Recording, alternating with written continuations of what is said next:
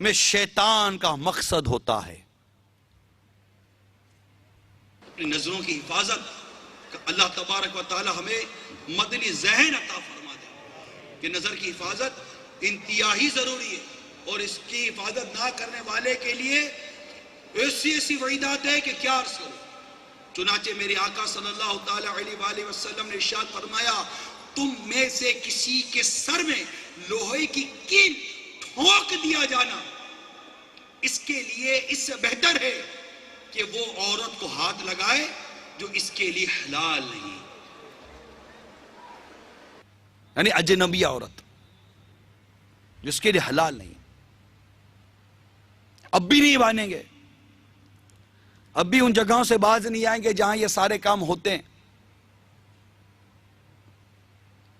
اپنے شہر میں ہونے والی بے حیائیوں کے اڈے کس کو نہیں پتا ہوتے، بلکہ بعض ایسے عجیب و غریب قسم کے لوگ ہوتے ہیں، عجیب و غریب قسم کی مینٹلٹی ہوتی ہے کہ اگر کہیں ایسی بدکاری اور بے حیائی کی جگہ ہیں وہیں سے گزرے، اجنبی آدمی ہے، اس کو پتہ ہی نہیں ہے، کاندھے پہ ہاتھ لگائیں گے، یہ پتہ ادھر کیا ہوتا ہے؟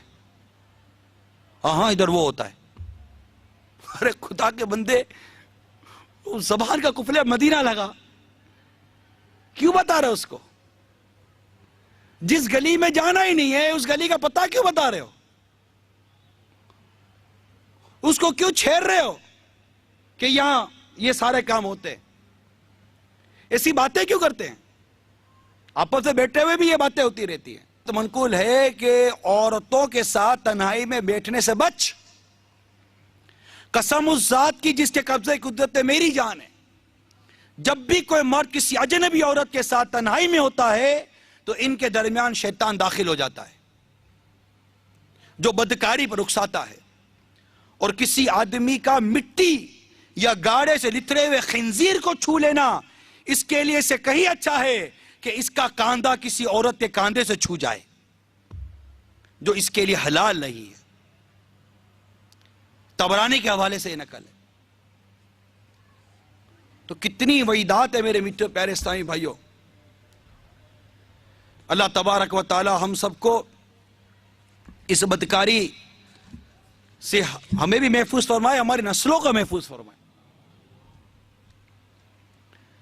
ایک صحابی کا فرمان ہے، بدکاری سے بچو کیونکہ اس میں 6 خرابیاں ہیں، 3 دنیا کی اور 3 آخرت کی۔ دنیا کی خرابیاں، رزق میں کمی، یعنی رزق سے برکت اٹھ جاتی ہے۔ یہ جن کے بھی رزق سے برکت اٹھتی ہے نا، تھوڑا سا اپنے کردار پر غور کر لینا چاہیے۔ تقریباً لوگوں کو شکایت رزق میں برکت نہیں ہے۔ کبھی سوچا ہے کہ میں عمل کیسے کرتا ہوں؟ نیک نہیں بننا، پرہیزگار نہیں بننا۔ کسی ایسے شخص سے جب ملاقات ہوتی ہے جس کو آپ کا حسن ظن ہے کہ یہ دعا کرے گا میرے حق میں اس کی دعا قبول ہو جائے گی، جب بھی اس سے ملیں گے رزق میں برکت کی دعا کر دیجئے، کاروبار کھل جائے دعا کر دیجئے، فلاں کام ہو جائے دعا کر دیجئے۔ ارے بھائی، ہمارے بزرگ فرماتے ہیں جس کے بارے میں آپ کا حسن ظن ہے کہ یہ دعا کرے گا تو اس کی دعا قبول ہو جائے گی، اس سے اپنی مغفرت کی دعا کروایا کرو کہ دعا کر دیجئے اللہ میری بے حساب بخشش کر دے، میری مغفرت ہو جائے۔ رزق میں تنگی کا ایک سبب یہ گناہ ہے، بدکاری۔ دوسرا اس کی خرابی دنیا کی، بھلائیوں سے محرومی، ایسا شخص بھلائیوں سے دور ہو جاتا ہے۔ تیسرا لوگوں کے غیظ و غضب کا نشانہ بنتا ہے ایسا شخص، کوئی اس کو اچھا نہیں کہتا، سارے اس کو برا کہتے ہیں۔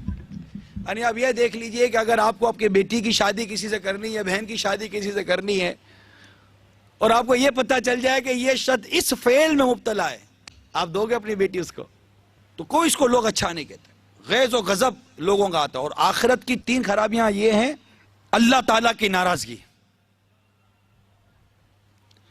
نمبر 2 حساب میں سختی، اور نمبر 3 جہنم جو کہ سب سے بری آگ ہے، اس میں داخل ہوگا۔ میرے آقا صلی اللہ تعالی وسلم فرماتے ہیں دنیا کی آگ جہنم کی آگ کا 70واں حصہ ہے۔ اتنی سخت آگ ہے جہنم کی۔ کیا جانا جہنم کیا ہے؟